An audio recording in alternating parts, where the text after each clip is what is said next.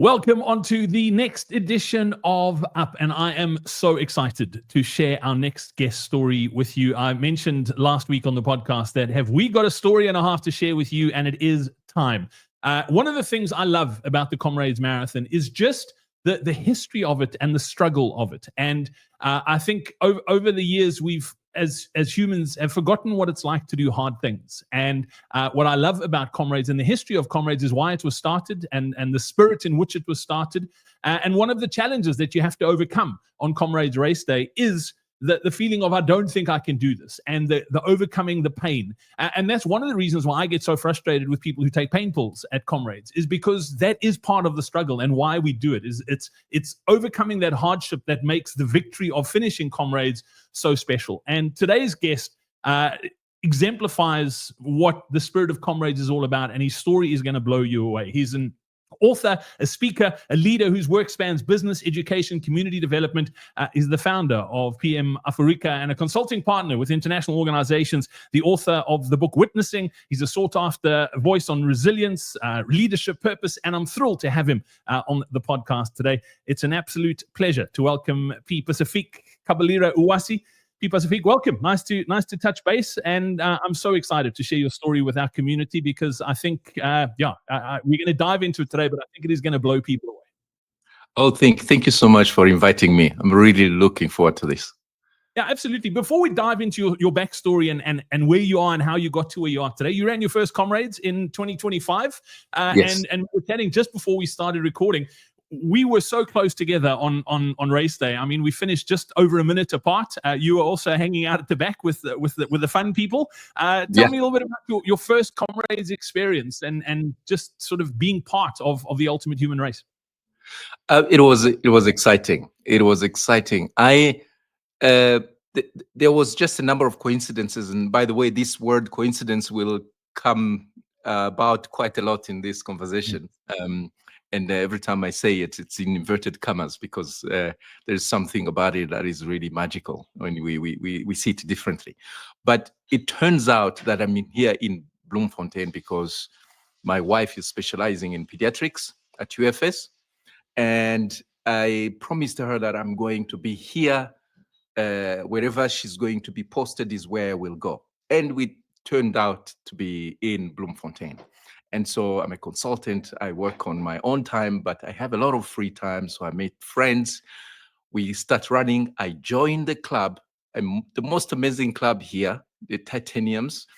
And I ran my first marathon last year in May. It was the Lima Mall Marathon. And it was a good time, 4:34. And I was told, did you know that this is a qualifying time for the Comrades? so that's how it starts, right? That's how they suck you in. and then they were preparing for the contingent of the club that is going to go to the Comrades. So we were all hyped up to send them off. And I actually decided that I was going to go on the side of the road and watch in Durban. So I last year's Comrades, I was in Pinetown on the side of the road watching, and at the finish in Pietermaritzburg.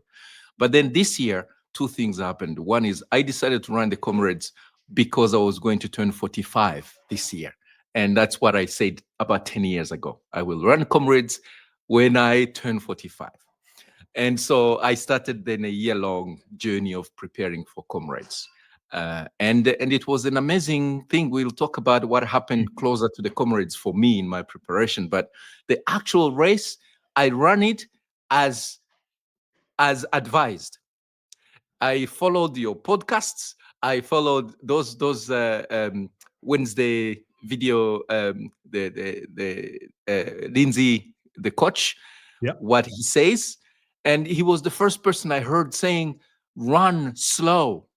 So when I looked up running slow, I started discovering about zone 2 and all of these other things then I realized that I actually don't know anything about running. and so then I decided I am going to do exactly what they told me. So I didn't run according to how I feel in the first half. I ran to a time really slow. And actually I saw you before we go to Umlas.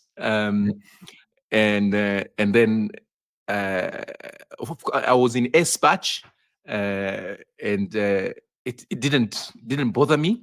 I only lost 5 minutes, which was, by the way, it's one of the innovations that they introduced, and I finished it in 11:58 and 45 seconds.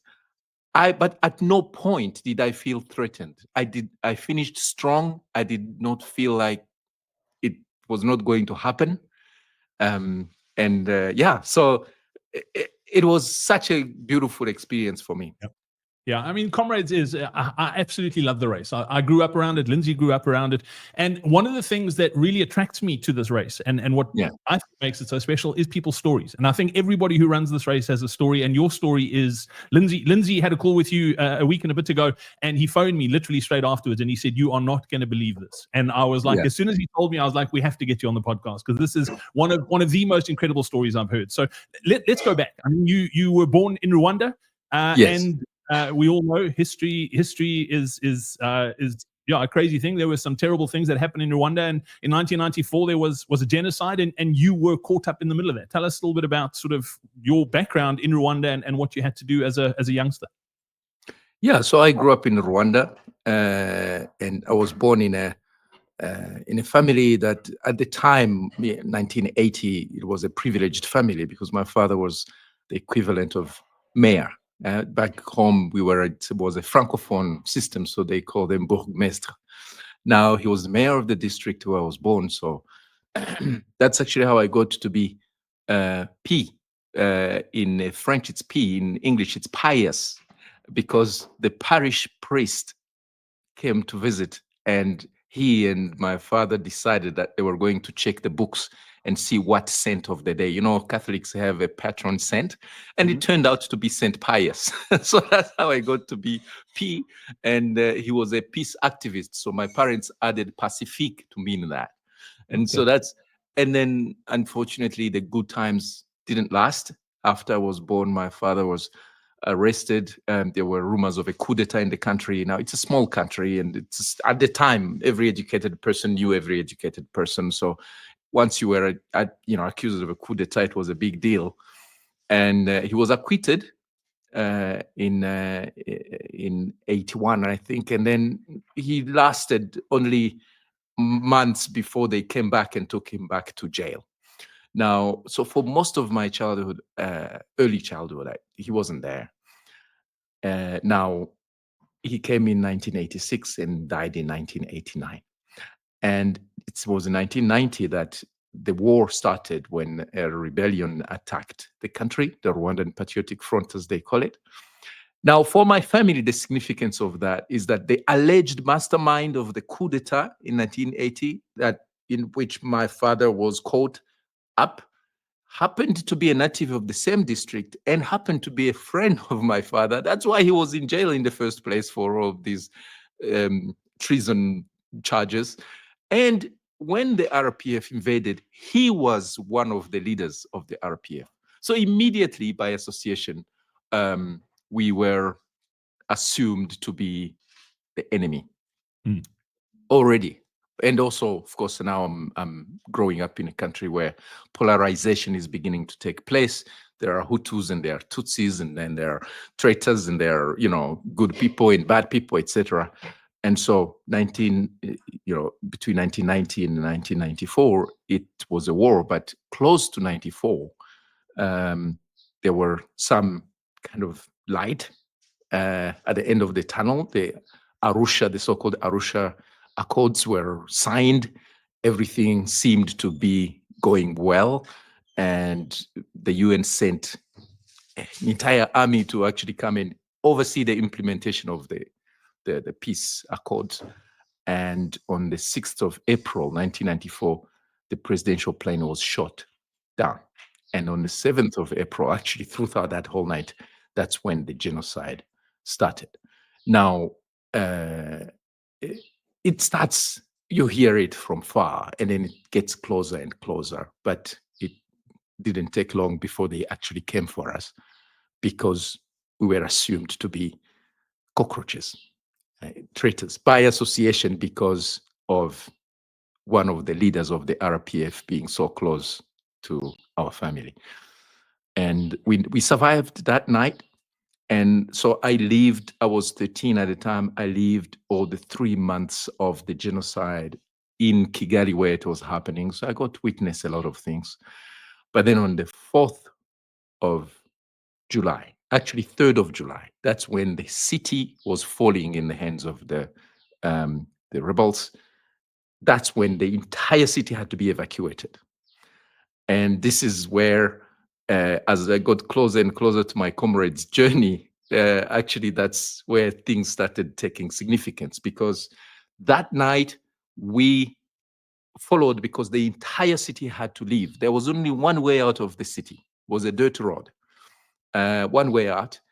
And the entire crowd had to go through this way. And the 3rd of July, in the morning of the 4th of July, and on that morning, we got caught up in an ambush.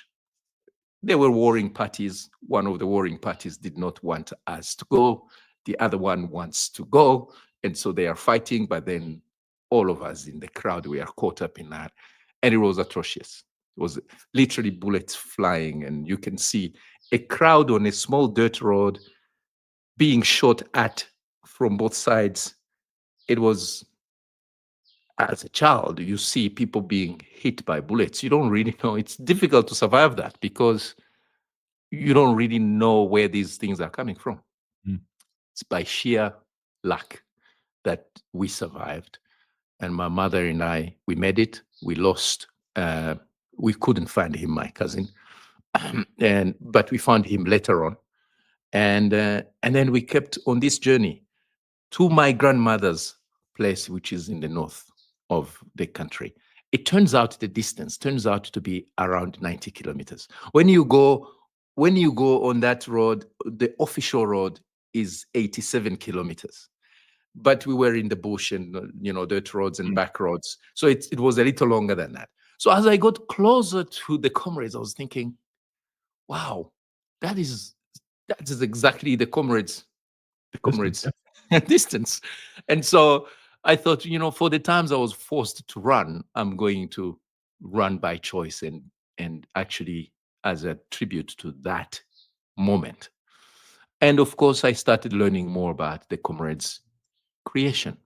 Turns out that it was a living memorial for fallen comrades Yep. of World War I. Now, Brad, it was for me now on this distance, I saw fallen people, literally, who didn't make it. After we went through this ambush, we survived those bullets. But then after we went through that hill, we had to walk for a couple of kilometers, literally having to pass dead bodies people who had been killed the night before. And buses and cars and burnt and anything you can think as symbol of wealth. People lost their properties. All of that, we had to walk through that and then continue on that journey. And so I thought, okay, fallen comrades, I know fallen people with whom I shared the journey of 90 kilometers. So it really started crystallizing. Mm. But I think the most important fact about this was when we returned back to Kigali after the war, we had to start life from scratch. And we had new neighbors, people who, Rwandans who had been in exile for years, who were in other countries around Rwanda, who were coming back after the genocide ended and after the RPF took over the country. They occupied the houses, but one of the neighbors who were there before came back. And it was a family. They had uh, quite a few children. And all of them came back except one, the young boy, who was about the same age as my brother. He was about 12 when all of this was happening. And I heard his mother telling my mother what happened to him. So his family had a bakkie and they had loaded a lot of luggage and people on top of the bakkie to go through that whole journey as well. And they were caught up in the ambush as we were also caught up. And a bullet hit that boy. And after they went through that hail of bullets, they made the decision to offload this boy onto the side of the road and then continue. And this is the mother who is literally telling my mother the story of how she had to leave her son on the side of the road. Now, you know what the name of this boy was? Camarade. Literally, his name was Camarade, which is comrade in French. So since then, of course, it didn't mean anything then. But what it meant was that the people I saw dying were no longer just strangers with whom I shared. They had a face and they had a name, and I knew somebody there who happens to be Camarade. And so as I got closer to the comrades, I'm thinking, wait a second. Wow. You know, those people, the person who brings these people to life for me is Camarade.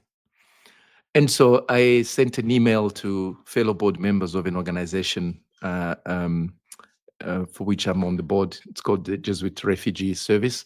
I was telling them, I am going to run the Comrades. This is why. You know, I'm running for when I was forced to run. I'm running this distance because of this significance. But more importantly, I'm running for those comrades who didn't make it, like Camarade. And to this day, I'm still processing that coincidence. Yeah. Yeah. So it's when you get closer to the comrades, people say, find your why, understand why it is that you're running. And it was through this reflection that I thought, okay, I think this is enough for me to give me the fuel. Yeah. But after the comrades, I was thinking, there is more. There is more. It's not me finding the why. It just felt like the why is looking for me because Yeah. you No, get what I mean. So it's incredible. I mean, just hearing you share that story. I mean, Lindsay obviously had told me what you had told him, and it was the sort of summarized version of that, and it's just incredible to me. And I often believe that there are no coincidences in life. Like, we are where we are right now for whatever reason. We might not know what the reason is, and a lot of people have to go through incredible hardship to get to where they are now, but there's a reason why. Maybe we'll never know what that reason why is, but I find that in your story incredibly, because there's another huge coincidence that's also linked to Comrades that I want to share. When obviously you said you when you were growing up in Rwanda, it was a privileged background, but you ended up in South Africa, and that's how you ended up here as a refugee. And tell us what you were doing when you first arrived and where you were doing it. If you're over 50 and want to recover from sessions faster, run pain and injury free, and improve your endurance, then be sure to join Lindsay and I for our upcoming Faster Beyond 50 Masterclass.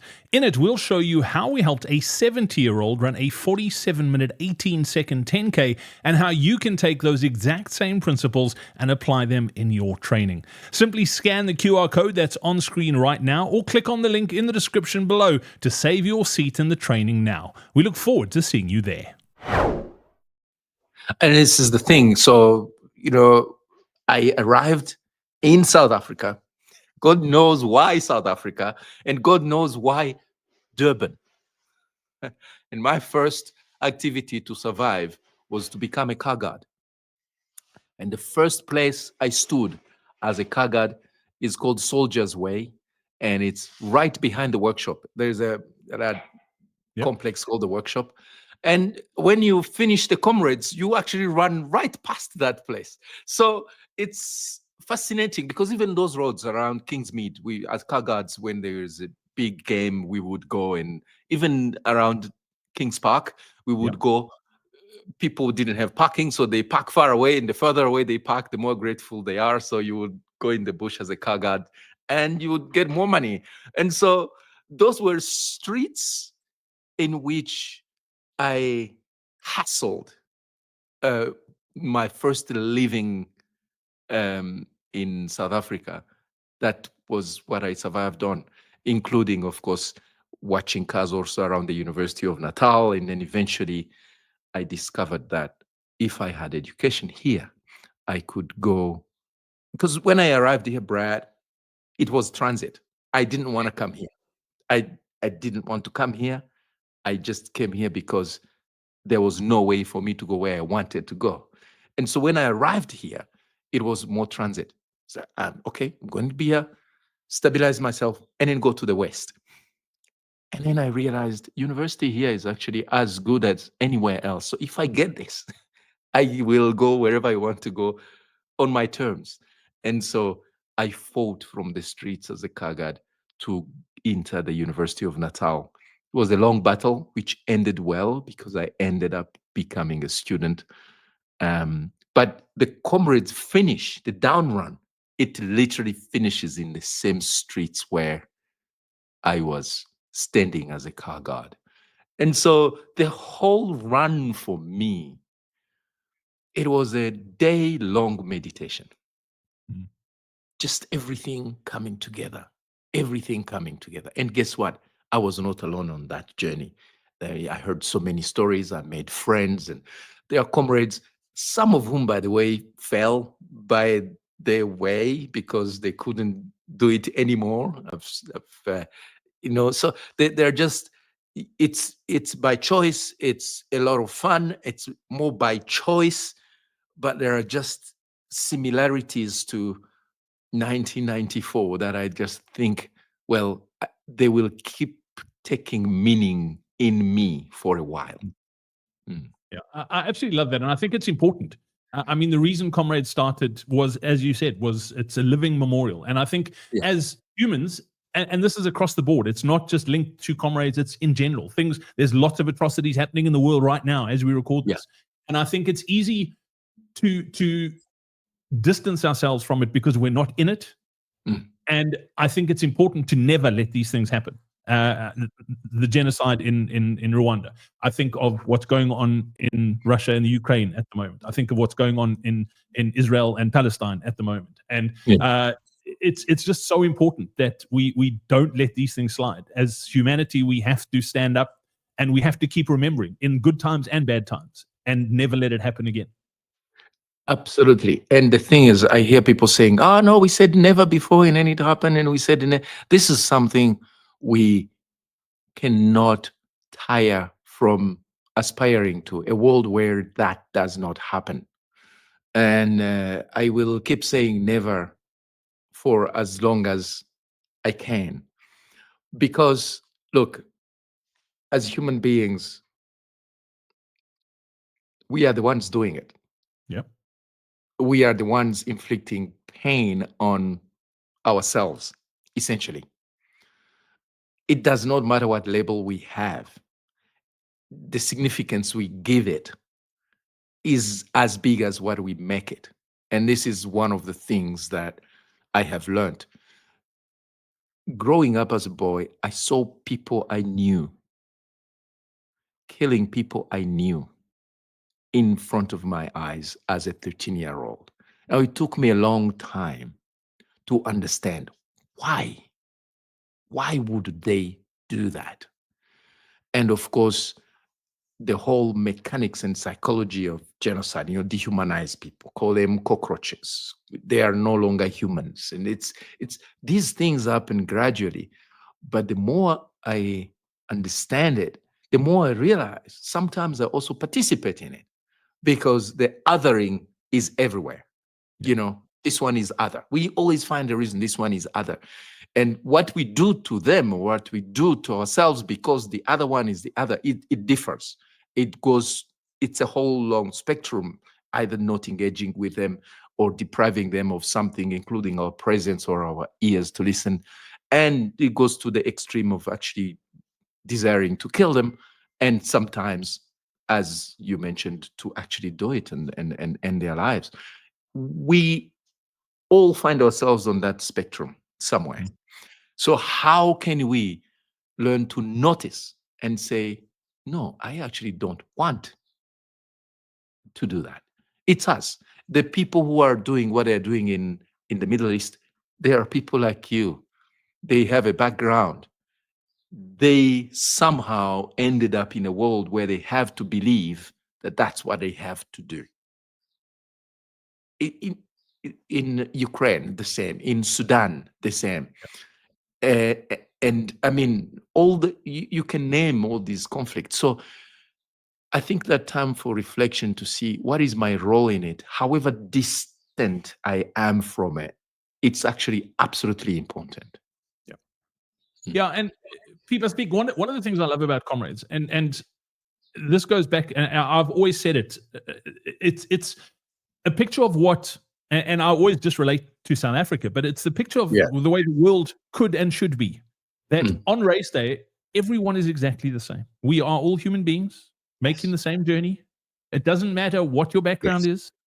It doesn't matter where you come from, where you were born, what car you drive, what car you don't drive, whether you're a car guard or you're a thoracic surgeon on race day. You are exactly the same. And I think that's what makes Comrades so special is we all have to go through that struggle. It doesn't matter if you have 10 million rand in your bank account. You still have to make that journey of 90 kilometers by foot and suffer like the guy who is unemployed and doesn't have a cent, doesn't even have a bank account.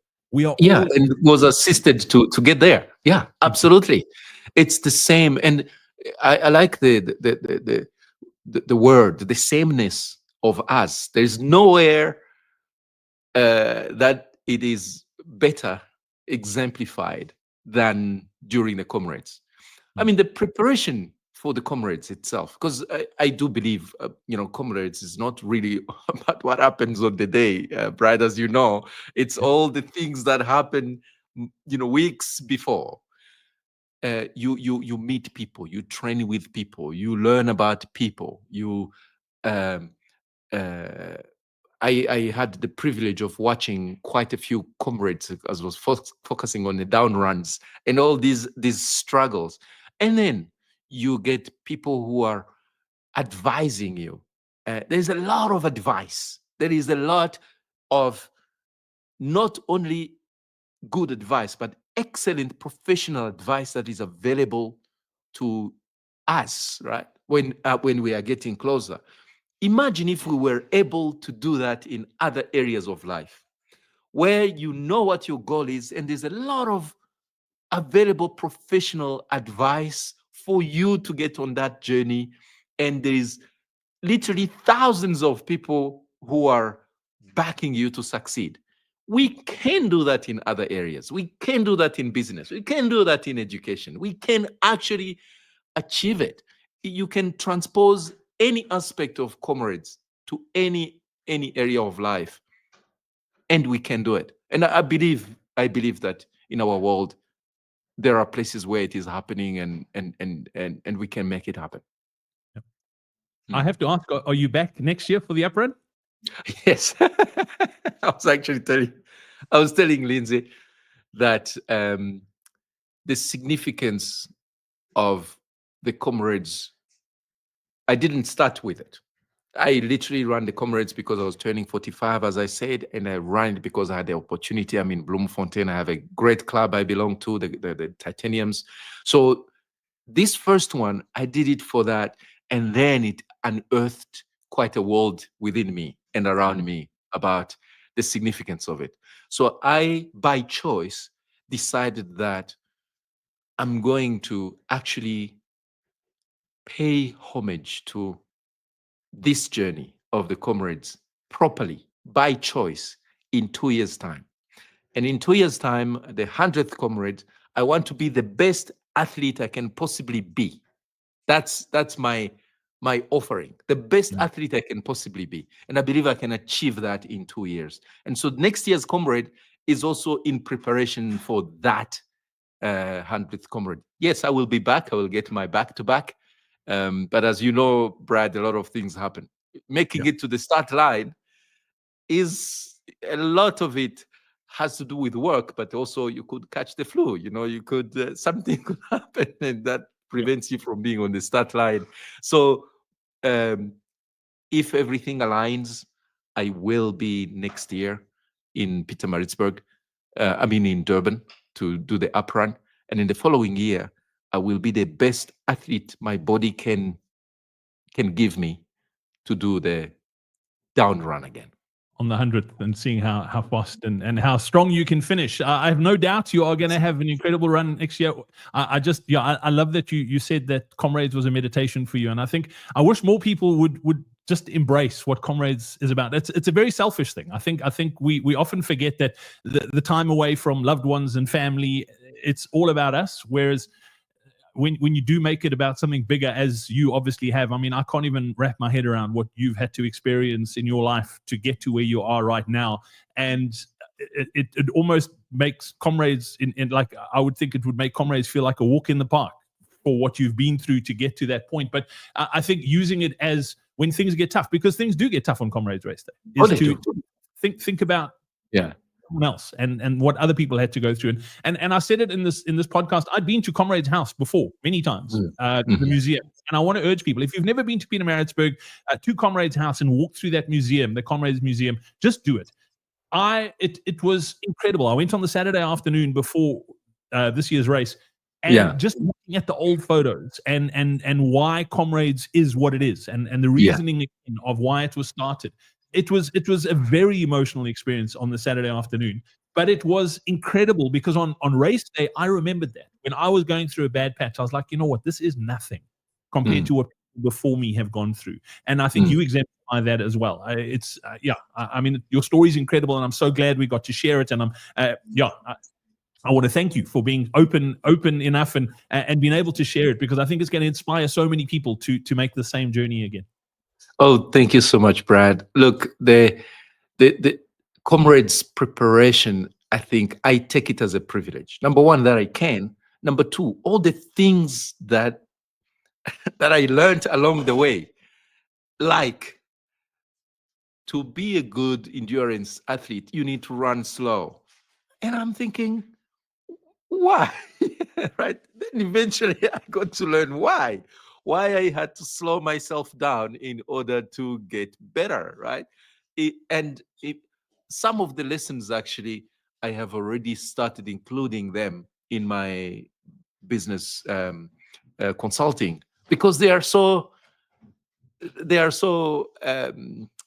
relevant. So there is a lot to Comrades. I think even if people who do not get to run it for whatever reason, just watch any documentary about Comrades and listen to somebody who has done it. Everybody, all those 20-something thousand people, their reasons. I mean, I will not forget this run I was doing behind some of the runners, and one of them had a picture of a young lady on her back. It was a big picture, and it was a beautiful picture. So as I ran past her and I asked her, "Who is that?" She said, "This is my sister. She passed away, and I'm running for her." And I thought, we are in this together. We are in this together. She is paying homage to her sister, and I got to meet both on that journey. And so this is, I mean, Comrades is just more than a run. As they say, it's the ultimate human race for many, many, many reasons other than the physical endurance of it. Absolutely. Pie-Pacifique Kabalira-Uwase, thank you so much for sharing your journey with us. I think people are going to love hearing your story. Thank you so much for your time. We really do appreciate it. And I can't wait to follow your journey to all the way through to 2027 to see how fast you can actually run this thing. Yeah, me too. Me too. I'm as curious as you are, and we're gonna make it Lindsay's job to.